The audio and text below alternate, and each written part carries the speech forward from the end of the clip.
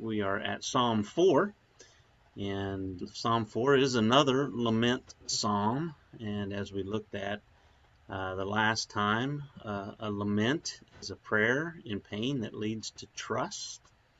And they have three basic elements remembered by the acronym CAT. There's the complaint. This world is broken, so you tell God about your struggles, your questions, your frustrations, and whatnot. And then we ask boldly. We call upon God to act in accordance with His character and His power. And then we choose to trust. Lament is rooted in what we believe. And so it's a lament is something where we are trusting the Lord despite our circumstances. And so lament stands in the gap between pain and promise. Now, those are the things we looked at last week. Let's look now at Psalm 4 and see how this works out in this psalm. Let's just read this together. Answer me when I call, O God of my righteousness. You have given me relief when I was in distress. Be gracious to me and hear my prayer. O men, how long shall my honor be turned into shame? How long will you love vain words and seek after lies? Now that is our complaint. He's being disrespected and slandered. Verse 3, but know that the Lord has set apart the godly for himself. The Lord hears when I call to him. Be angry, do not sin. Ponder in your own hearts on your beds and be silent, Selah. Offer right sacrifices and put your trust in the Lord. There are many who say, who will show us some good? Lift up the light of your face upon us, O Lord. You have put more joy in my heart than they have when their grain and wine abound. In peace I will both lie down and sleep. And so, as we said here in verse 2, we've got this complaint that people are disrespecting the psalmist and slandering him, accusing him of doing false things or having false motives.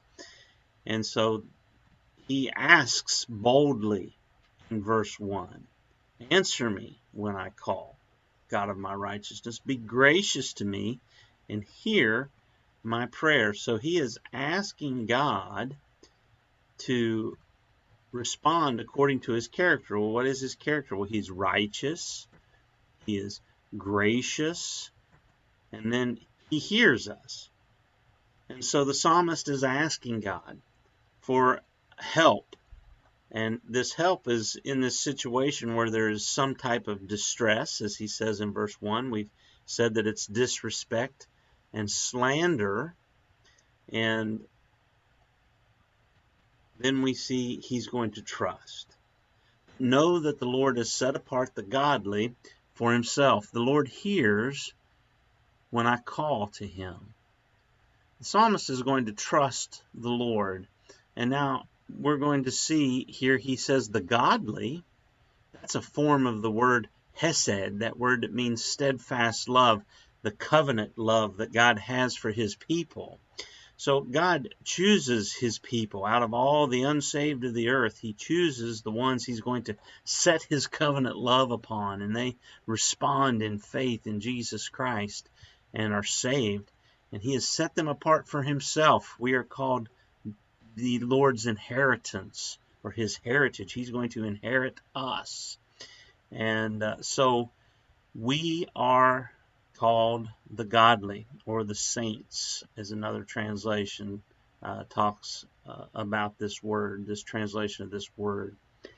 So there's our complaint, our asking boldly, and then our trusting in the Lord to act. Now, the psalmist moves into a teaching mode. He's going to give us our responses, what our responses should be. And we see three different responses that we should have when people disrespect and slander us. First of all, there's no revenge. It says, be angry, but do not sin. So don't respond in kind.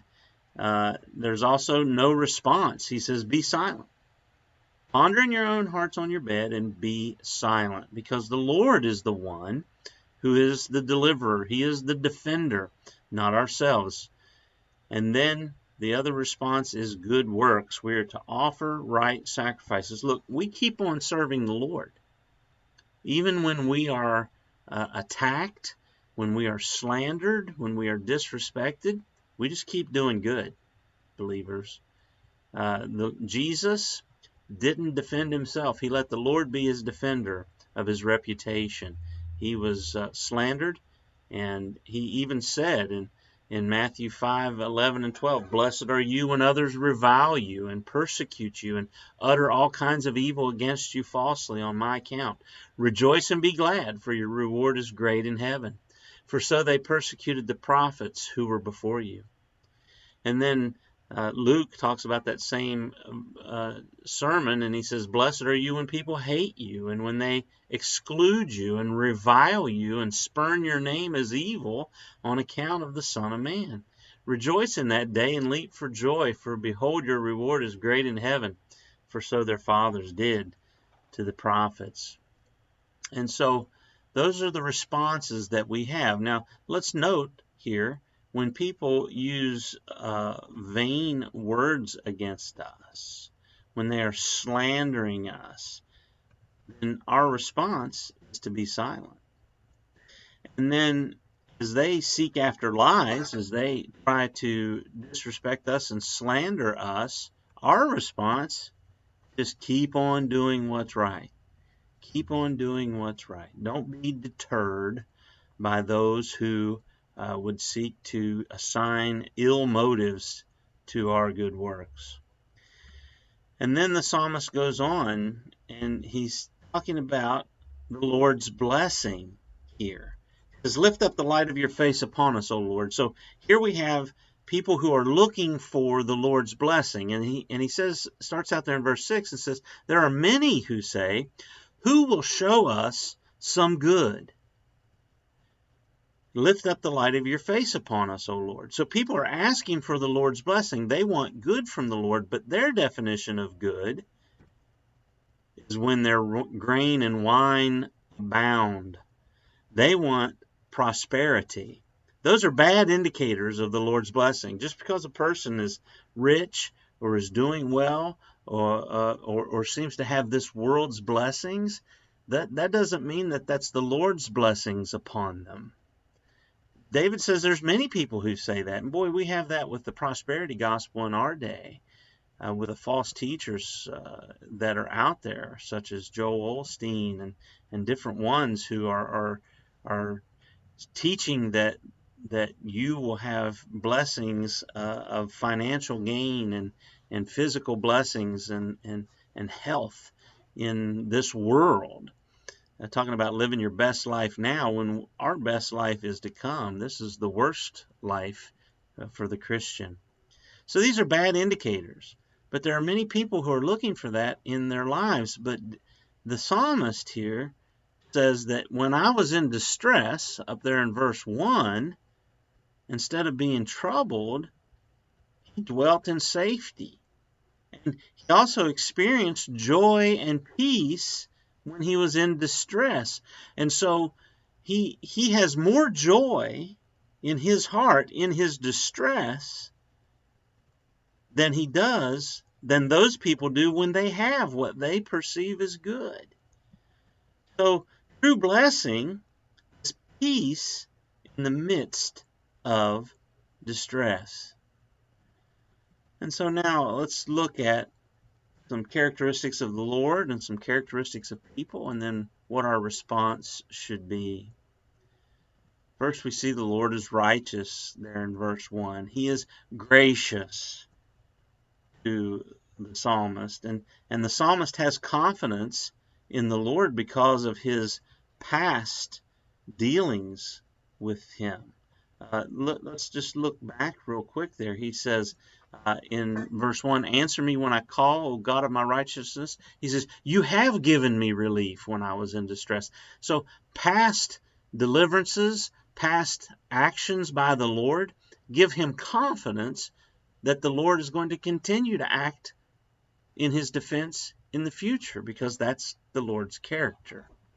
So he recalls those things. So the Lord is righteous, he is gracious, he's the one who hears and answers prayer, and he's our only source of salvation. We're not to look to ourselves for salvation. But we are prone to defend ourselves instead of relying on the Lord for our protection. We're prone to respond back, and to respond back in kind when we're slandered. And that's not what the Lord would have us to do. And the other thing is, when people disrespect us, sometimes we're prone to just stop doing good. And that's when we're more concerned about ourselves and our glory and our reputation and people thinking well of us than we are about serving the Lord. And so what should our response be?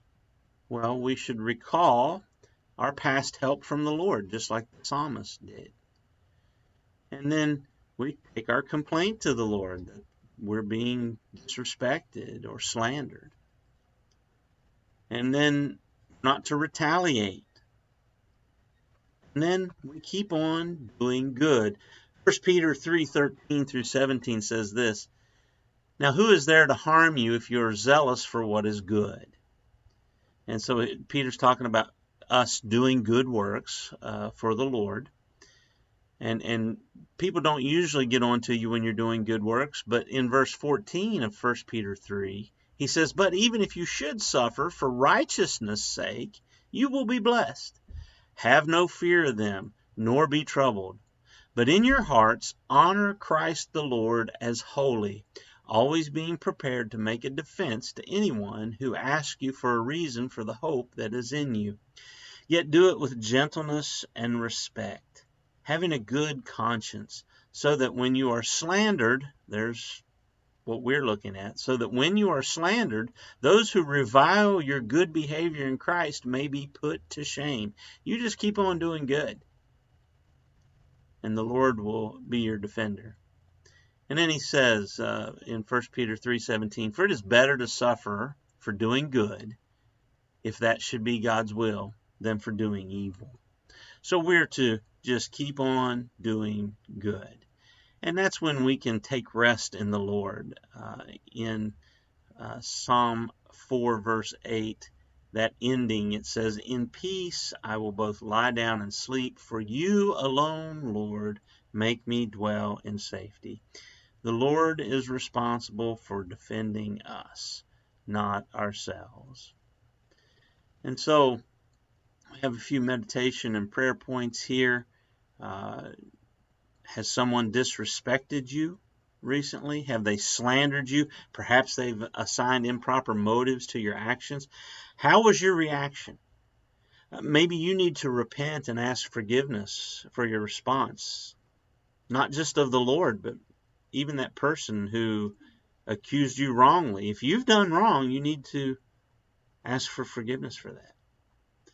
Then spend some time and recall when the Lord has brought relief to you when you were in a stressful situation. Maybe He's brought to light the true motives of your actions and defended you in the past.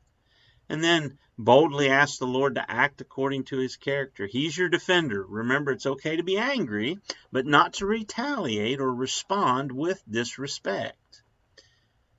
And then don't look for physical blessings as indicators of the Lord's favor on your life. Instead, look for internal indicators such as joy, peace, despite your circumstances. Those come when you trust the Lord. So I'll leave you with these meditation and prayer points.